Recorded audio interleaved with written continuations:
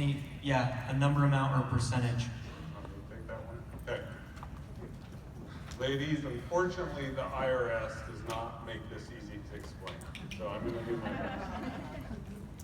Often you hear about corporations that donate a percentage of sales or certain proceeds from a product towards a charity, right?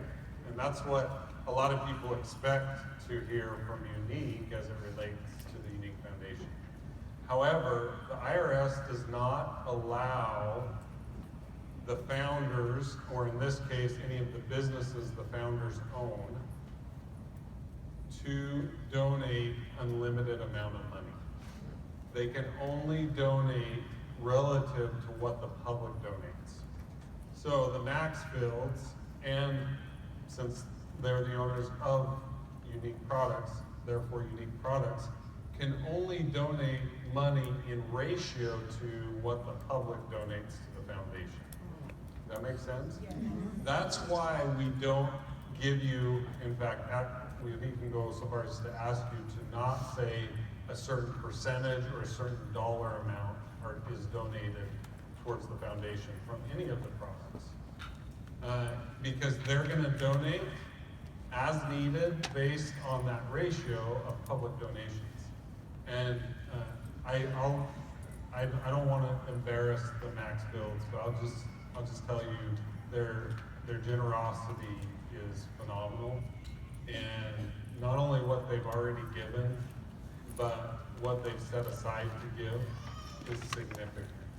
The only thing that's going to slow down their giving is our inability to get donations from the general public. So Younique Corporate and the Maxfields will continue to donate as fast as we can keep up with them. Does that make sense? Yes. Yeah, really quick, just to define a public donation. So a public donation is from anybody that is not a founding board member or equity owner in Younique Products. Does that make sense? Yes. Anybody that is not a founding board member of the foundation or an equity owner in Younique Products. Equity, sorry. I'm using, yeah, no, that's my fault, sorry. She asked what equity means. Equity means where you have an ownership in something. No, presenters are not. No, you own your own businesses, right? So you're independent from Younique Corporate in your business ownership. So all of your donations, for example, the amazing things you've done here at Foundation, as well as your roundups, your commissions donations, those all count towards that public charity number. But you're doing a great job, so air 5. Okay, here's another one. We got a few questions. I'm going to try to blend them together. I think people wanted to see some practical examples of how to talk about the foundation in their businesses without connecting it to their businesses. So somebody said, do we talk about roundups? How should we talk about roundups? It's not about our businesses, or aren't they both going to bleed together? So maybe just a few examples of how we keep them separate. I think we had this in the last one. I think that can really be done well, because you know your customers in most cases. How do those conversations come up?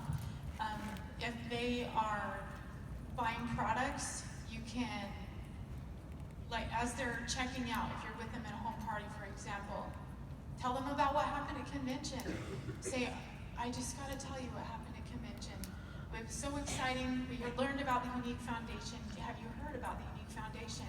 Not the makeup. And go into a conversation that way. It can be easy. It can be day-to-day conversations. Things come up all the time in parenting that you're speaking with other parents.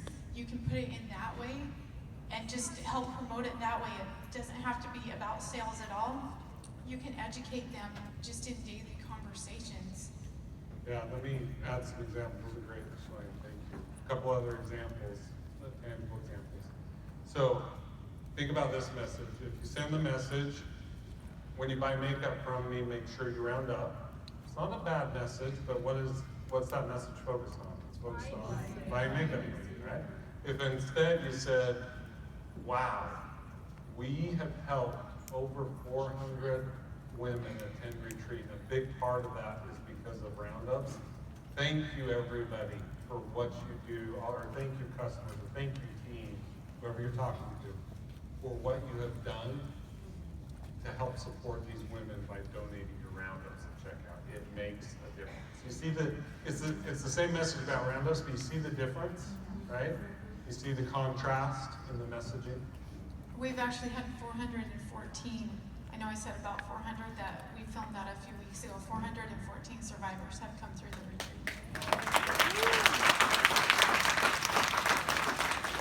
This is building on that last question, but a few people have asked if you have suggestions for marketing the kudos package. Like, how would you do it with the kudos package?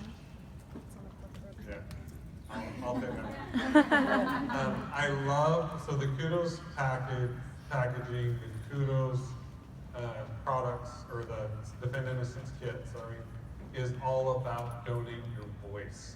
That term, donate your voice, is a great term you can take away, right? And so your call to ladies is, ladies, come join your voice with mine in helping defend the innocence of children. Let's start defending together. Donate your voice. Everybody can donate their voice, right? Some can't donate financially. Yeah. Donate your voice, that part, is that what you're wanting to say? Come join your Wow, verbatim. So they're filming this session, so I think you better just go rewatch it. I've had friends that have asked customers if we'll ever get a pink cream eyeshadow. Did I say that right? Yeah. And now I can say, we got your eyeshadow. It's pink. Let me tell you what collection it comes in. Another thing we've done in that kit, we alluded to it briefly in the general session, is there's a little pullout that addresses the myths and truths of sexual abuse. Awesome conversation starter, right? So we're trying to give you little tools like that to help facilitate the conversations as well. It makes it easier for you.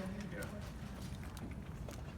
Okay, we had a couple people say, if I'm a survivor, if I've come to the retreat, how much I want to share my passion about it, about the retreat or about this cause. How much is too much to share? Like, what should I be sharing? That's a loaded question. I think it's wonderful to share your experience at the retreat. I'll say that we focus on the hope, not the horror. It's wonderful to share. I love the ones that they talk about the good things that happened. A lot of times when survivors share their story, they're very shocking when details are given. It triggers other survivors when that happens. So my personal opinion when you're sharing about the foundation, if you get to our retreat, is to focus on the hope and not the horror of the abuse. You know, from the therapeutic side, breaking your silence is a very empowering part of the healing process. However, you can break your silence in a lot of different ways. You can break your silence in a journal. You can break your silence privately to a therapist. Or you can break your silence through social media to who knows whoever reads it. You need to determine what you feel comfortable with. This is about you. This is about your healing. And though others will benefit from it, and will benefit from you sharing your story, just like you may have benefited from others sharing their story, know that you're not doing it just for them. This is about your healing process. So, you know, be patient with yourself. Make sure you're ready. If you're going to go public, make sure you're ready. We facilitate it. That's how strongly we feel about you sharing your story. We share survivor stories, but it's really important that we not put pressure on ourselves or pressure on others to share their story before they're ready, because that can cause other challenges. So just be careful to make sure that you're ready to share your story. And if you're not sure, work with a clinician, a therapist, to help you make that decision. But understand you don't have to share it publicly to break your silence.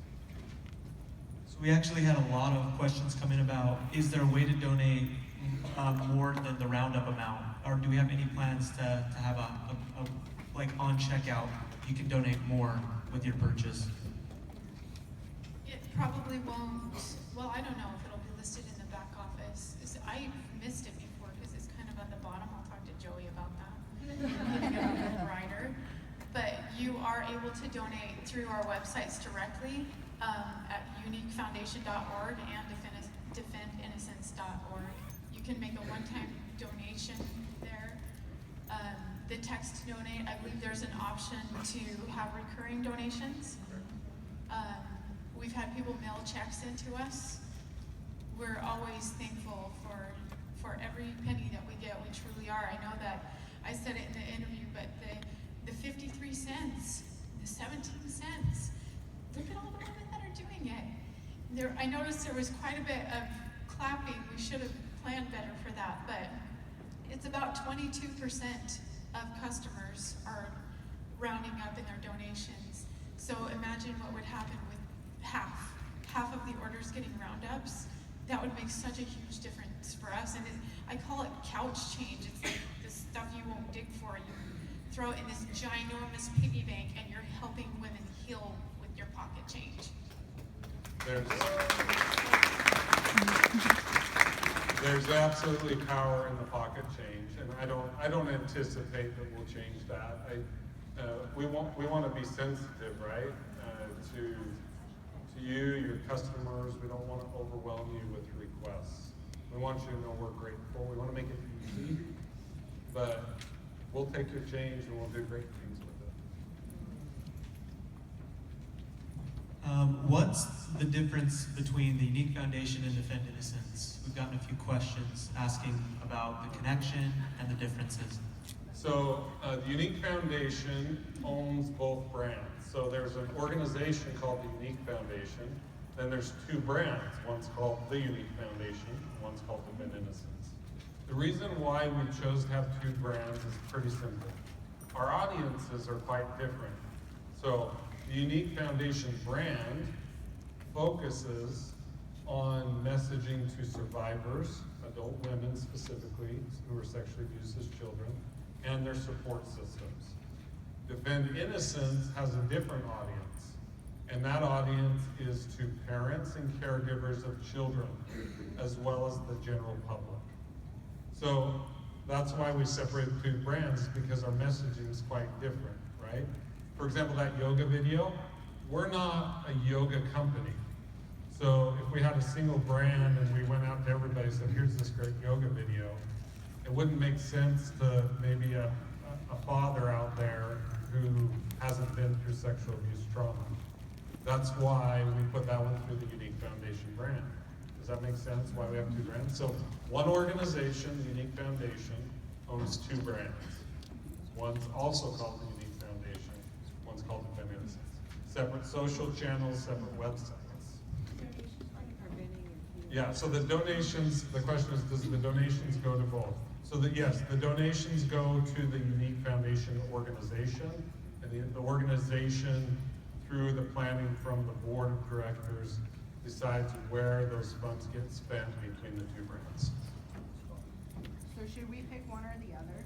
There's a question of whether we should pick one or the other. For us, it doesn't matter.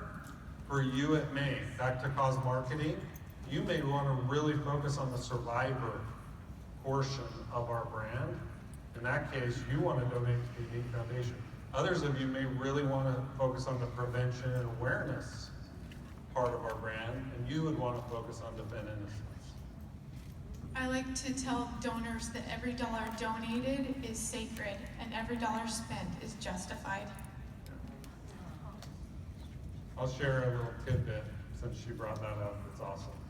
So, as a nonprofit, one of the things that nonprofits strive to do is use a high percentage of the dollars towards the actual program services, as opposed to overhead costs. In our startup year, when we were getting things up and going, where we only provided the products for half of the year, we landed at 74% of all funds were used directly for program services. And this year so far, we're trending at 82%. We'll see where it ends by the end of the year. It's awesome. But let me give a shout out to you guys in corporate. because part of what allows us to have it be so high is because of you and corporate. For example, we are in this beautiful building, new building. Guess where they put us? On the top floor, right? Of course they did, right? That's how they treat us. And we're in this beautiful space that has room to grow for us. Beautiful offices, beautiful workspace. Our employees are really treated well. Guess how much Younique Products charges the foundation for that space? Pick that zero. It's things like that that allows us to put more money towards the program services.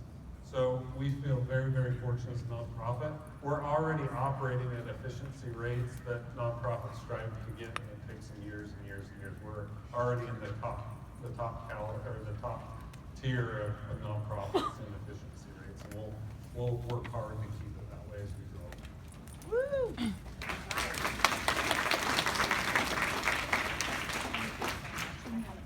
Can I fundraise for the foundation? Can I host the party and give 20% of the commissions that come in from that to the foundation, or just in general, can I fundraise? Okay, I'll take that.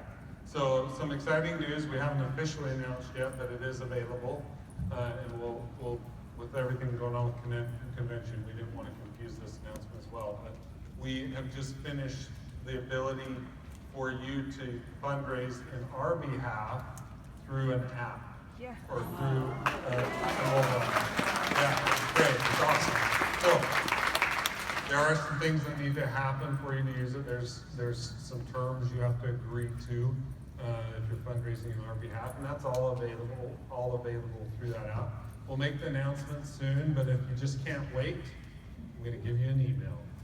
And he's not going to be happy about that. The letter E as in Evan, E Jones, Jones, at YouniqueFoundation.org. He's in charge of it. He'll be busy all week. With an S, yeah.